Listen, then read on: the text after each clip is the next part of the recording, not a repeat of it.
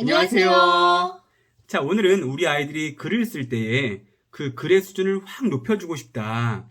얘가 글짓기 대회, 전국 글짓기 대회 나간다? 이제 이런 거를 할 수 있을 수준 정도로 또는 글의 수준이 정말 이제 초등 고학년이라든가 중학생이 됐을 때에도 정말 잘 쓴다라는 말을 들을 수 있을 정도로 글을 쓰게 하려면 어떤 포인트가 있는가 그걸 좀 말씀드리고 싶어 하고요.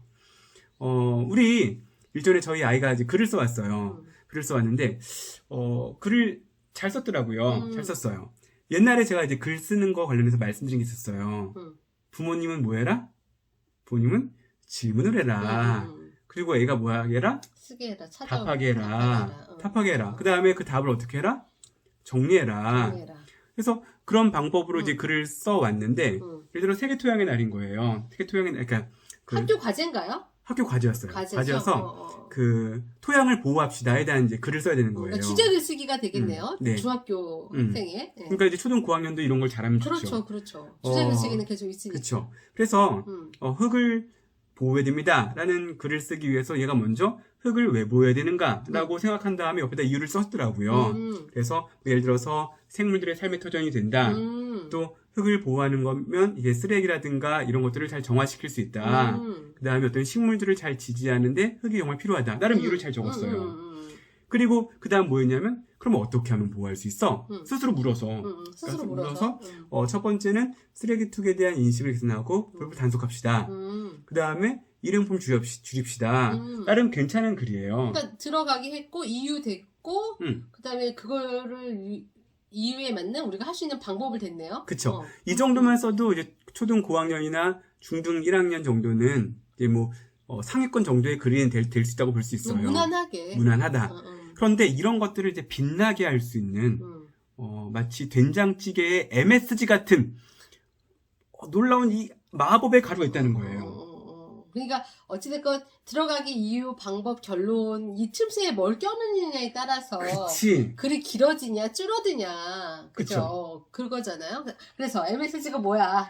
MSG가 뭐냐면 MSG가 다 같이 따라합시다. 팩트. 팩트. 글이 그러니까 팩트 추가? 그쵸. 팩트를 추가해주는 팩트를 순간에 팩트를 잘 뿌려주면 글의 맛이 훨씬 잘 살아난다니까요. 그 팩트는 되게 팩트가 하나만 있지 않을 거 아니야. 그치. 팩트가 많이 있으면 그만큼 글이 길어지는 길이 되겠네? 글이 길어지면서 글이 훨씬 수준 있게 들리는 거지. 그렇죠. 예를 들어서 이제 워낙 잘 썼는데 본론을 잘 썼는데 보호에 대한 이유와 보호하는 방법을 잘 썼는데 도입문에서 얘가 이렇게 시작을 했더라고요. 혹시 토양에 대해 들어보셨나요? 토양이란 뭐 이러이러한 것을 말합니다. 한마디로 흙입니다. 우리는 흙을 보호해야 됩니다. 라고 했는데 이 도입부가 실은 팩트가 없잖아요. 아무것도 없잖아요. 이러니까 너무 무난하고 너무 글에 맛이 없는 거예요. 그리고 이제 마지막에 따라서 우리는 중요한 토양을 지키는 것이 우리의 숙제입니다. 라고 끝내버리면 또 되게 평이한 끝내기잖아요. 그쵸. 애들 근데 걔 입장에서는 뭐 나름 노력을 한 거죠. 그쵸. 그러니까 제가 말하는 게 논술학원 안 보내도 MSG가 가입될 수 있는 그 비법을 고민해 보시자. 그쵸. 그럼 알려주시자. 그 팩트 MSG, 글쓰기 MSG, 팩트 사실 추가를 어떻게 해주셨어요? 그렇죠. 그래서 이제 같이 한번 찾아보자 그랬어요. 너무 잘 썼다. 일단 뭐든지 칭찬으로 시작하셔야 돼요. 너무 잘 썼다. 너 큰일 났다. 이렇게 시작하면 안 돼? 야, 이거 쉽지? 어쩌려고 그러니? 너 옛날에 한누리도 했잖아. 이렇게 하면 안 되는 거죠? 그렇죠. 근데 이제 애한테 찾아보라 그랬어요. 혹시 흙에 대해서, 토양에 대해서 뭐 좋은 정보나 좋은 사실이 있을까? 찾아봤더니 얘가 한 3분에 걸쳐서 찾아봤어요. 첫 번째 찾은 게 뭐냐면 좋은 사실을 관련 자료. 토양에 관한 사실, 자료를 그쵸. 찾아올 수 있을까? 이걸 또 큐를 던졌네요. 그렇죠. 그래서 뭐 애들 검색력 뛰어나잖아요. 그래서 얘가 가서 찾아온 게 첫 번째 유엔이 제정한 세계 토양의 날 12월 5일 을 찾았더라고요. 그렇죠. 그런데 이걸 왜 세계 토양의 날이 왜 쓸데있는가라고 했을 때 토양의 중요성을 세계에 알리고 토양을 보호하기 위한 거다. 그리고 그 밑에 또 다른 팩트가 하나 있더라고요. FAO 국제 농업 식량 농업 기구에서 나온 자료인데 전 세계 토양의 25%가 이미 심각하게 훼손이 돼 있다. 그래서 걔가 찾아온 거야? 팩트를? 그쵸. 그러니까 이제 이렇게 되는 거죠. 혹시 세계 토양의 날이라는 말을 들어보셨습니까? 12월 5일 날 유엔이 지정한 것으로서 이는 토양의 중요성을 알리고 토양을 보호하기 위한 겁니다. 한 국제기구에 따르면 이런 식으로 되니까 앞에가 굉장히 전문성 있어 보이잖아요.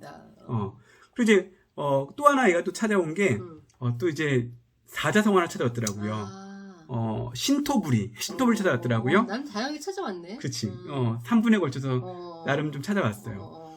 신토부리를 찾아왔어요. 신토부리를 가지고 이제 어디다 집어넣을까? 근데 신토부리가 원래 그런 거잖아요. 우리 땅에서 나온 것을 먹어야 된다. 땅과 몸은 분리된 게 아니니까 우리 땅의 걸 먹자 이건데 그치. 이걸 가지고 그런 말이 있는데 원래 우리 땅의 것을 먹어야 된다는 의미지만 이걸 직관적으로 본다면 사람의 몸과 흙은 두 개가 아니라는 겁니다. 하나라는 겁니다. 그치.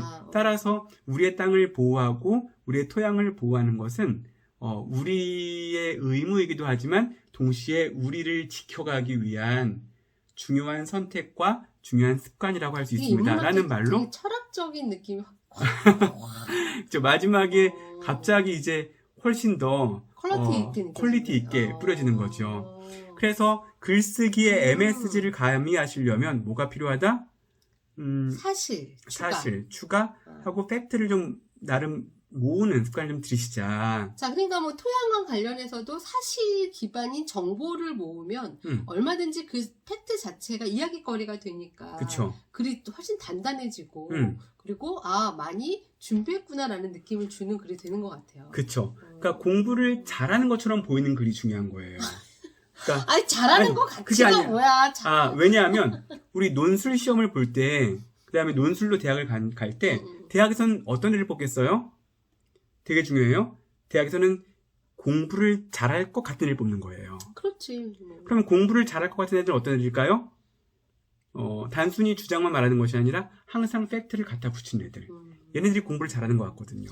기존에는 그거를 근거대기 이렇게 했었는데 그쵸. 실은 근거를 하나가 아니라 추가 자료를 자기가 좀 많이 이렇게 해서 그거를 정리해 가는 거, 그쵸. 팩트를 정리해 가는 거 중요한 MSG 같아요. 근데 이런 주장하는 글쓰기에서 그 근거가 어떤 본인의 경험에 있는 것보다는 어떤 입증된 사실, 그렇죠. 자료 이런 게 훨씬 더 수준 높은 글쓰기가 될 수 있어요. 그렇죠. 그럼 이제 마지막으로 그러면 애들한테 어떻게 찾으라고 할 것인가, 어떤 근거를 찾아야 좋을 것인가 이걸 좀 말씀드릴 텐데, 중요한 거 자, 이 세 가지 이해하시면 되게 좋아요. 첫 번째는 교과서에 있는 거. 교과서에 있는 거. 교과서에서 배웠던 좋은 주옥 같은 문장들, 주옥 같은 단어들, 주옥 같은 개념들을 조금 더 파는 거네. 글쓰기에 녹여라. 그러니까 이거 되게 중요하겠다.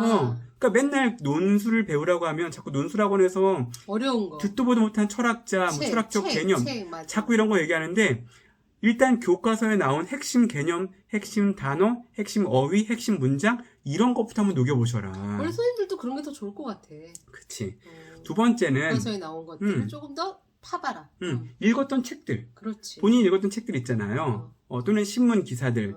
그러니까 무슨 말이냐? 뭐 제가 이전에 읽었던 신문 무슨 기사에 따르면 뭐 이런 얘기 했었습니다. 그러니까 이런 게 있으면 훨씬 더 공부를 잘하고 얘가 정말 유튜브만 보는 게 아니라 얘가 신문도 보네 이런 인상이 든다.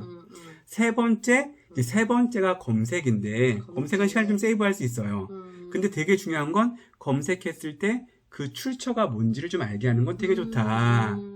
그래서 이 세 가지의 방법을 통해서 MSG를 뿌려주시면 글이 살아나고 글의 수준이 높아진다. 첫 번째 교과서에서 좀 더 깊이를 더해라. 두 번째는 뭐였죠 아까? 읽은 책이나 자료, 그러니까 교과서 이외의 신문이라든가 그런 책. 이거 참 이렇게 책이나 신문을 잘 읽는 게 참 좋을 텐데 그거. 그다음에 세 번째는 검색 기능을 활용하는데 검색 기능 자체의 출처를 확인하는 습관을 좀 길러줘라.